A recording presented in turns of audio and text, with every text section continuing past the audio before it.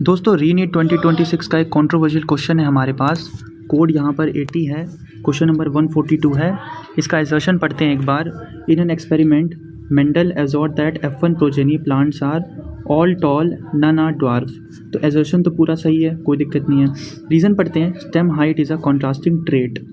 तो ये रीज़न यहीं पर गलत हो जाता है क्योंकि स्टेम हाइट एक कैरेक्टर होता है, उसके अंदर दो कॉन्ट्रास्टिंग ट्रेट आते हैं विद टॉल बीइंग रिसेसिव, मतलब tall being dominant, dwarf being recessive. NCERT check करते हैं तो एनसीईआरटी में कैरेक्टर दे रखा है स्टेम हाइट और कॉन्ट्रास्टिंग ट्रेट दे रखा है टॉल एंड ड्वार्फ।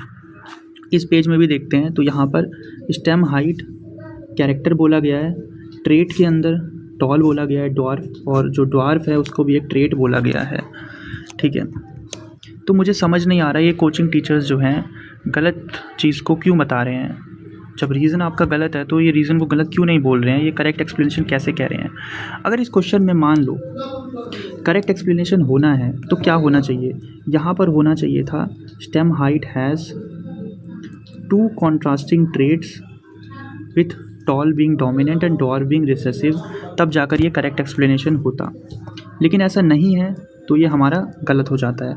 अब दोस्तों देखो, एनटीए ने आंसर की को चैलेंज करने का प्रोविज़न दिया है 25 जून से लेकर 28 जून तक ये प्रोविज़न है।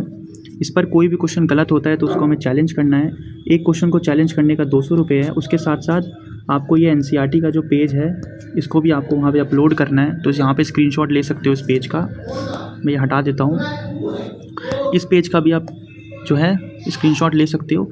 अब देखो दिक्कत क्या है, ये जो आप चैलेंज करोगे ये सिर्फ एनटीए के अगेंस्ट नहीं होगा, ये चैनल सारे कोचिंग इंस्टीट्यूट के अगेंस्ट भी होने वाला है, क्योंकि इस क्वेश्चन का आंसर एलन, पीडब्ल्यू और आकाश सभी लोगों ने गलत दिया है। तो जितने बड़े बड़े कोचिंग इंस्टीट्यूट हैं उसके अगेंस्ट भी ये क्वेश्चन होने वाला है। और अगर इस क्वेश्चन का आंसर हम लोगों ने चैलेंज नहीं करा तो ये जो हमारा ट्रुथ है ये हमारा कॉम्प्रोमाइज़ हो जाएगा।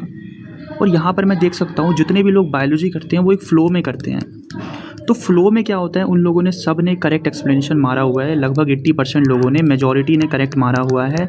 और जो माइनॉरिटी लोग हैं जो लाइन बाय लाइन पढ़ते हैं, एनसीईआरटी को रिकॉल करते हैं, उन लोगों ने इसका गलत माना है। अब जितने भी पीडब्ल्यू हैं, जितने भी कोचिंग इंस्टीट्यूट हैं, ये सब लोग मेजॉरिटी के साथ जा रहे हैं। लेकिन दोस्तों ध्यान रखना, हमें मेजॉरिटी या माइनॉरिटी से मतलब नहीं होता, हमें जो चीज़ सच है उसके साथ मतलब होता है। चाहे 1% लोगों ने भी इसका आंसर सेकंड मार्क कर रखा होगा ना, तो इसका सही आंसर सेकंड होना चाहिए।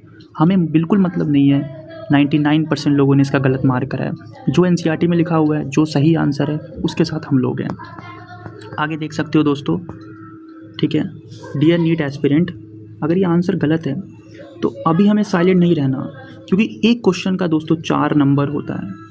ठीक है, 4 नंबर होता है, 4 मार्क्स एक फ्यूचर चेंज कर सकता है। और ये आपका कोड 70 है।